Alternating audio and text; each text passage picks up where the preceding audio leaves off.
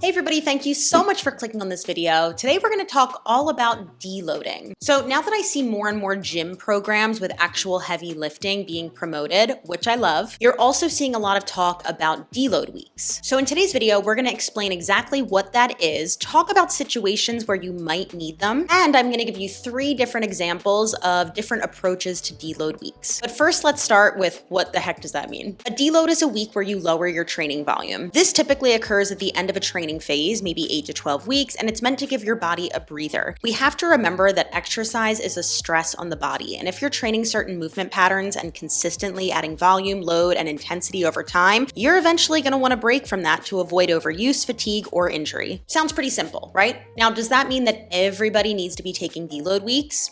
Not necessarily. So before we keep going, I want to remind you that most of my audience and my personal clients are general population. That means they're not professional athletes, they're not physique competitors, they're just everyday people, probably working 9 to 5s who want to look and feel a little bit better. So all that being said, with the people that I'm talking to, you probably don't need a deload week. Let's chat about why. Now, this is coming from my personal experience working with people one-on-one. And in that experience, I have had people take vacations, holidays, sick days. These things happen and naturally put a deload into your training progress. Now, there are a few instances where I would recommend deload weeks for general population. If you have been 100% committed to a vigorous training program for 12 plus weeks and you plan to jump right into your next training phase, I'm gonna recommend maybe taking a deload in there. We wanna remember that exercise is a stress on the body. So if you've been super consistent, your body deserves a breather. It's just gonna give you a chance to rebuild and heal so that you can continue to progress in your next phase of programming. Another example is if you're finding that you are overly fatigued, whether that's mental or physical. Once again, exercise is a stress on the body. If your body or brain, which is part of your body, is feeling overly stressed,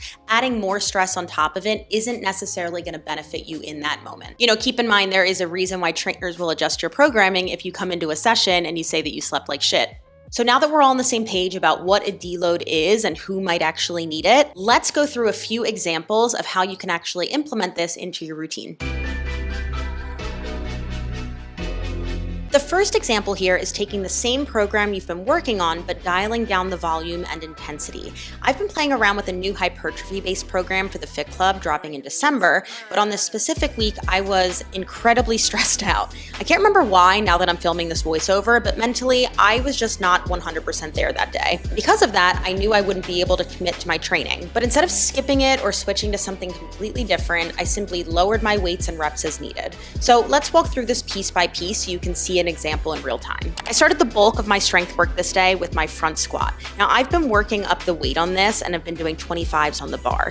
Now, that sounded absolutely terrible today, so I took the weight down a bit and just kind of played with how they felt. This also really helped me dial in on my breath and form along the way. Next up was a lat pull down, and honestly, after the front squat, these felt like cake. I did not take my typical weight down here because I was feeling good.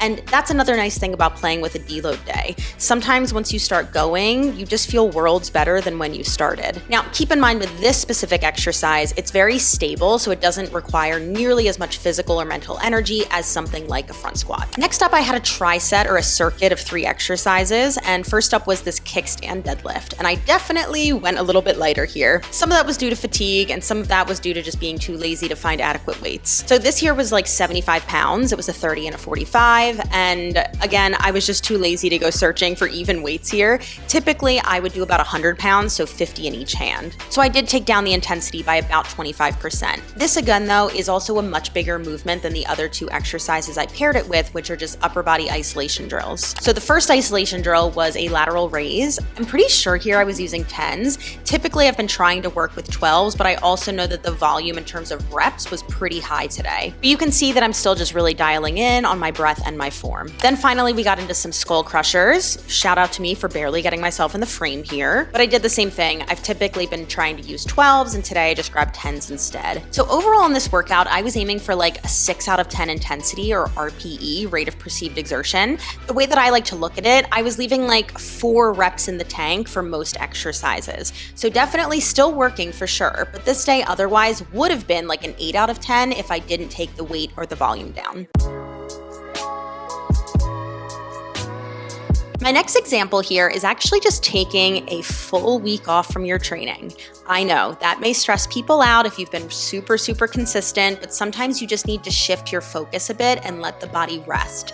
Rest and recovery can get really underrated when you develop that consistent routine, but it's still equally as important. Now, during this week specifically, I was having a flare up of an old injury that made my low back feel like it was being crushed by an elephant. So instead, I decided to implement some light mobility and corrective drills that I've learned from my physical therapist. What's basically happening is that my TFL is super tight and working overtime due to a few mobility restrictions and a weak glute med on my left side. So it's pulling up on the left side and shifting it forward. This has started to cause pain through the low back, psoas, quad, and knee on my left side. So the thought of training through that sounded miserable, so I decided to give myself the week to let it settle and shift the focus toward drills that help bring me back to neutral. A lot of this breath work is focused on getting certain muscles to contract to help move my pelvis, and obviously these drills are super specific to me. But if you're in need of a deload week due to some muscle fatigue or some pain, I would highly recommend some mobility work. I have a follow-along mobility workout here on YouTube, but if you're looking for more, I highly recommend searching for an FRC or Kinstretch provider. Without the proper education, mobility often gets confused with just flowing through or stretching through different movements, but we need to remember that there is a strength element to it.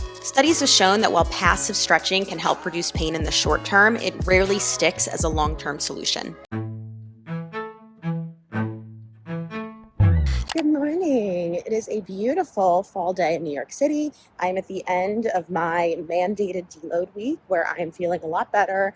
My back is not as cranky anymore. So I'm going to actually go take a kettlebell class at Mode of New York, which is in like Nolita area in Manhattan. I'm actually pretty sure this is like a more beginner class, which will be nice just to ease myself back into movement. But I guess this is the last example of what you could do if you're taking a deload week from like structured programming. You can take a group class. I feel like group classes are fun because you can push yourself when you need to, you can pull back when you need to, and they just give you some variety and like movement that's maybe outside of your general routine. So I'm excited to take class today. Unfortunately, the subway is a mess because it's a Sunday. So I think I have to take 3 trains to get there. Great, let's go.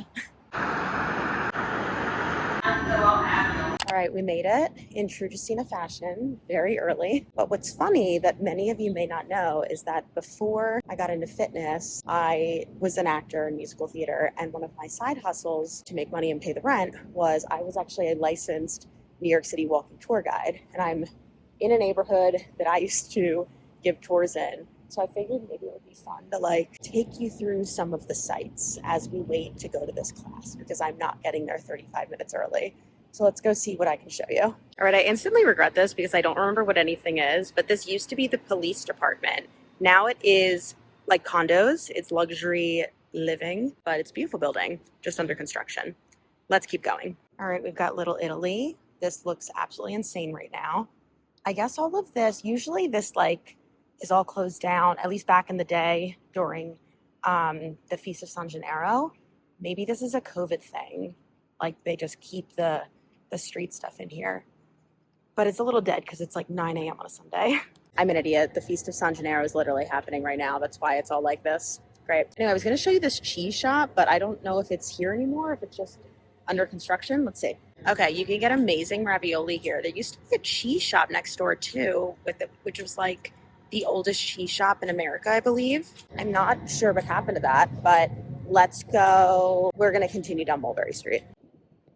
You guys, I forgot that they tore down the church. They tore down the Church of the Most Precious Blood, which is like the big connection to the Feast of San Gennaro here.